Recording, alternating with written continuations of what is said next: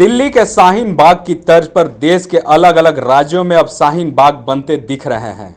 उत्तर प्रदेश के कई जिलों में शाहीन बाग की तर्ज पर महिलाएं एनआरसी और सीएए के खिलाफ धरना दे रही हैं। कमोवेश यही स्थिति बिहार, मध्य प्रदेश, छत्तीसगढ़ और झारखंड समेत अन्य राज्यों में दिख रही है।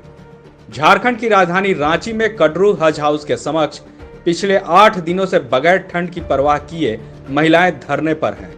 महिलाओं का कहना है कि केंद्र सरकार जब तक एनआरसी और सीएए वापस नहीं लेती है तब तक महिलाओं का धरना जारी रहेगा। जो बाबा साहब अम्बेडकर ने जो संविधान बनाया है, पूरे वर्ल्ड के संविधान के एक एक वर्ड को चुनकर, उनकी अच्छाई को चुनकर इस संविधान को बनाया गया है। और इसमें जो बातें हैं वो ऊंच नीच जात पात को लेकर कभी हरगिज नहीं है। और जो अभी मनुस्मृति जो लाया गया इसमें ऐड किया जा रहा, और हमारे मन खुशकिस्मती है, हम भाग्यशाली हैं कि हमें इतना बड़ा संविधान दिया गया है। आज हमारे गांधी जी की और इस संविधान की इज्जत बचानी है।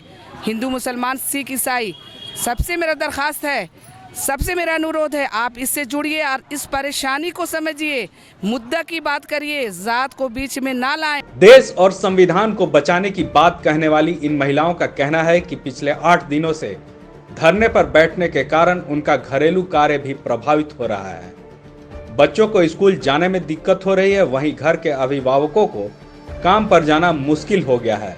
इन सब के बावजूद वह डटी हुई है। इसमें जीडीपी इतना गिर गया है, बेरोजगारी बढ़ गई, बच्चों की पढ़ाई ख़राब हो रही है। मोदी जी प्लीज़ आप कम से कम ये काला कानून को वापस ले, जो पूरे देश को तहस नहस कर दे रहा है। आप इतने अक्लमंद और समझदार आदमी हो करके इस तरह का काम कर रहे हैं जो बिल्कुल ही हम लोग को पसंद नहीं है। माँ बाप, भाई बहन, जितने लोग हैं सब रोड पर आके, महिलाएँ रोड पर आकर खड़ी हैं।